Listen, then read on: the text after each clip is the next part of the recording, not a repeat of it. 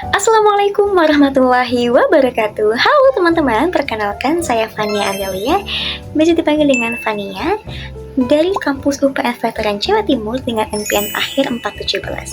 Di video kali ini saya akan membagikan tutorial kira-kira bagaimana sih cara kita untuk bisa mengelola data dengan menggunakan Microsoft Excel, khususnya pada analisis regresi nilai sederhana. Jadi dengan judul pengaruh konsumsi kopi terhadap produktivitas mahasiswa dalam menyelesaikan tugas, di video kali ini aku akan menjelaskan bagaimana langkah-langkah untuk mengolah data kita di Excel, mulai dari input data, proses analisis, hingga cara membaca dan juga menginterpretasikannya dengan jelas dan juga mudah dipahami. Jadi semoga video ini membantu kalian dan selamat menonton. Bye. Oke teman-teman, di sini aku sudah punya 30 responden ya. Di sini sudah saya masukkan semua data-datanya. Jadi pada penelitian kali ini tuh saya itu ingin tahu apakah konsumsi kopi ini berpengaruh terhadap produktivitas mahasiswa dalam menyelesaikan tugas kuliah. Ya, jadi banyaknya mahasiswa itu yang mengandalkan kopi untuk begadang ataupun fokus mengerjakan tugasnya tuh bagaimana? Jadi fokus pertanyaan saya itu apakah konsumsi kopi ini berpengaruh ya secara statistik. Nah, untuk menjawab pertanyaan tersebut, di sini saya menggunakan metode regresi linear sederhana. Karena di sini saya hanya melibatkan satu variabel bebas dan satu variabel terikat, di mana saya mengasumsikan konsumsi kopi ini sebagai variabel X, yaitu variabel bebas, dan juga produktivitas mahasiswa ini sebagai variabel terikat, yaitu variabel Y. Oke. Dan di sini menghasilkan hipotesis H0 dinyatakan sebagai konsumsi kopi tidak berpengaruh signifikan terhadap produktivitas mahasiswa, sedangkan H1-nya dinyatakan sebagai konsumsi kopi berpengaruh signifikan terhadap produktivitas mahasiswa. Seperti itu. Sebelum itu saya akan sedikit menjelaskan tentang bagaimana teknik pengambilan data yang saya lakukan pada penelitian kali ini. Jadi di sini saya menyediakan kuesioner berupa Google Form yang kemudian saya sebarkan kepada para mahasiswa aktif yang ada di Surabaya, dan saya memperoleh 30 responden di sini teman-teman ya, dengan pertanyaan-pertanyaan yang telah saya cantumkan pada kuesioner kali ini.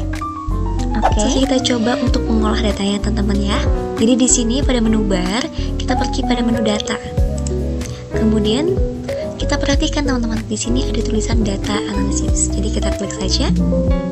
Karena di sini saya menggunakan metode regresi linear sederhana, maka di sini saya memilih opsi regression. Nah, kemudian di sini kita diminta untuk menginput variabel X dan juga variabel Y. Mungkin saya akan bantu ya teman-teman untuk pengaplikasiannya.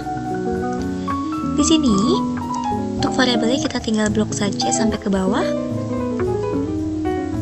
menyesuaikan dengan jumlah data teman-teman. Kemudian untuk variabel X juga kita lakukan hal yang sama. Oke. Nah, di sini saya menggunakan persentase 95% dan juga teman-teman jangan lupa untuk memastikan kalian menceklis confidence level, residual plots, line fit plots, dan juga normal probability plots-nya. Dan di sini saya tidak ingin bingung untuk membaca datanya, maka saya memilih menu new worksheet ya teman-teman untuk menaruh hasilnya pada halaman yang berbeda. Langsung saja kita klik OK. Nah, di sini sudah keluar ya teman-teman outputnya. Tinggal kita rapikan saja. Sekali lagi untuk mempermudah pembacaan data teman-teman ya. Di sini juga tersedia nih grafiknya ya teman-teman ya. Jadi kalian juga bisa perhatikan dengan baik-baik sesuai dengan data yang kalian punya. Oke, di sini saya juga akan merapikan untuk grafiknya. Akan saya rapikan terlebih dahulu ya teman-teman ya.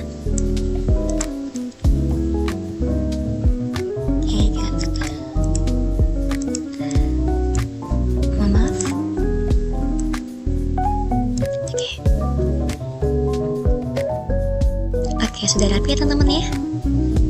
Oke teman-teman, karena di sini outputnya sudah keluar semua, jadi saya langsung saja akan mereview terkait hasil interpretasi datanya. Oke, di sini pada poin koefisien determinan atau R-square ada pada angka 0,4099. Di mana angka ini didapat? Jadi dari sini ya teman-teman ya. Pada menu regression statistik di R square tertera 0,4099. Jadi jika dibuatkan persentase maka akan sebesar 40,99%, atau jika dibulatkan akan menjadi 41%, di mana R square ini menunjukkan bahwa variabel X ini mampu menjelaskan variabel Y sebesar 41%, sementara sisanya 59,001% itu dipengaruhi oleh variabel lain. Kemudian pada korelasi, yaitu ini ya teman-teman ya, multiple R korelasinya tertera angka 0,64027. Jadi jika dipersentasekan hasilnya adalah 63,04%. Nilai ini menunjukkan bahwa hubungan antara variabel X dan juga variabel Y itu positif dan cukup kuat. Jadi melihat persentasenya yaitu di atas angka 50%, jadi menurut saya ini adalah kuat ya teman-teman ya. Jadi bersifat positif dan cukup kuat, seperti itu. Kemudian untuk standar error ini terdapat pada angka 0,578 yang menunjukkan bahwa besarnya rata-rata kesalahan prediksi model regresi itu ada terhadap pada nilai aktualnya. Jadi nilai ini tuh mengindikasikan bahwa tingkat kesalahan prediksi masih berada dalam batas yang wajar, sehingga model regresinya yang digunakan itu juga masih cukup baik teman-teman untuk menggambarkan apa? Menggambarkan hubungan antara konsumsi kopi dan juga produktivitas mahasiswa dalam menyelesaikan tugasnya, seperti itu. Kita ke tahap perhitungan koefisien dan juga persamaan regresinya. Di sini terdapat rumusnya teman-teman ya. Y sama dengan A plus BX, di mana A ini adalah konstanta dan B ini adalah koefisien. Di sini tertera angka 1,5351 didapatkan dari mana? Ini didapatkan dari sini teman-teman. Nah, aku tandai ya teman-teman ya. Jadi di baris intercept pada kolom koefisien itu menunjukkan bahwa saat mahasiswa tidak mengkonsumsi kopi sama sekali, mereka akan tetap memiliki tingkat produktivitas dasar dalam menyelesaikan tugas kuliahnya. Artinya apa? Walaupun mereka itu tanpa adanya bantuan kopi, mereka tuh masih bisa mengerjakan tugas meskipun produktivitasnya tuh ada pada tingkat yang minimum. Kemudian pada nilai konstanta ini didapatkan dari nilai X variable 1. Nah, di sini teman-teman ya. Ini menunjukkan kalau misal konsumsi kopi itu berpengaruh positif terhadap produktivitas mahasiswa. Alias dengan kata lain, setiap kali konsumsi kopi itu meningkat, maka secara otomatis produktivitas mahasiswa itu juga akan meningkat dalam menyelesaikan tugas kuliahnya. Sehingga hal ini tuh bisa dikaitkan dengan efek dari kopi sendiri ya teman-teman ya. Jadi kopi itu kan bisa membantu untuk bisa tetap fokus, lebih terjaga, dan juga tidak mudah saat mengerjakan tugas ataupun saat mengerjakan pekerjaan lah teman-teman. Seperti itu. Kemudian apabila kita lanjut nih ke tahap uji signifikan koefisien regresi, jadi pada uji F ini terhitung sebesar 19,453. Didapatkan dari mana? Jadi didapatkan dari sini teman-teman. Nah, pada tabel ANOVA di baris regression pada kolom F. Ya, di sini tertera 19,453 seperti itu. Dan dengan p-value sebesar 0,01 di sini teman-teman ya. Dimana nilai ini tuh lebih kecil daripada 0,05. Jadi menunjukkan bahwa model regresi ini signifikan, sehingga konsumsi kopi itu terpengaruh terhadap konsumsi kopi ini berpengaruh terhadap produktivitas mahasiswa dalam menyelesaikan tugas kuliah. Dengan demikian, hipotesis nolnya ditolak dan juga hipotesis alternatifnya diterima. Jadi secara nyata hasil itu menunjukkan bahwa kebiasaan minum kopi saat mengerjakan tugas itu berkaitan dengan meningkatnya fokus dan juga semangat belajar mahasiswa. Oleh karena itu, konsumsi kopi ini bisa menjadi salah satu faktor yang membantu mahasiswa untuk lebih produktif ketika menghadapi beban tugas kuliah. Lanjut ke perhitungan T-table, di mana nilai DF sama dengan N dikurangi K.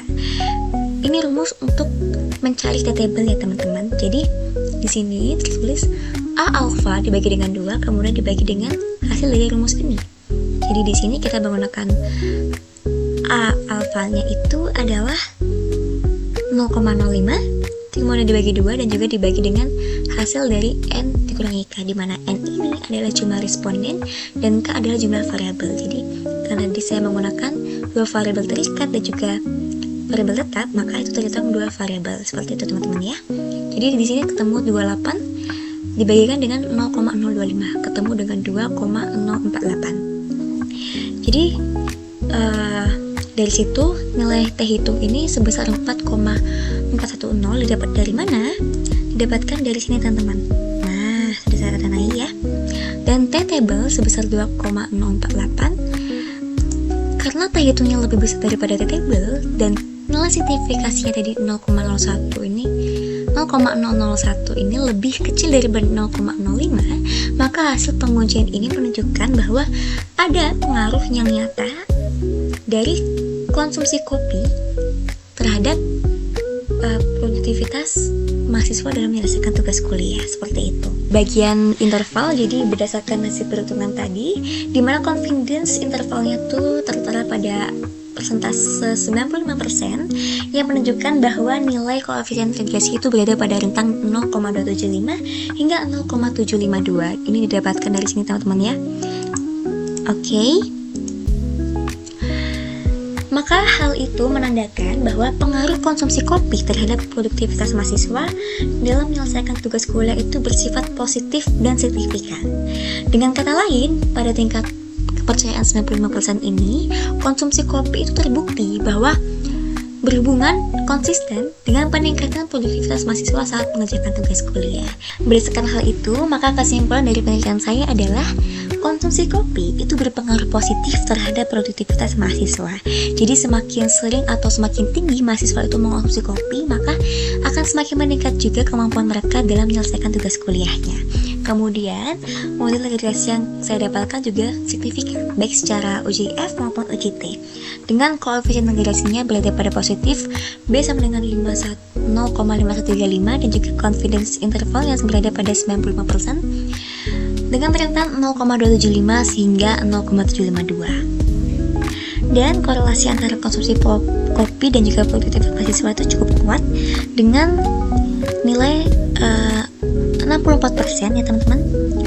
Dan variabel konsumsi kopinya tuh mampu menjelaskan bahwa sekitar 41% itu variasi produktivitas mahasiswa.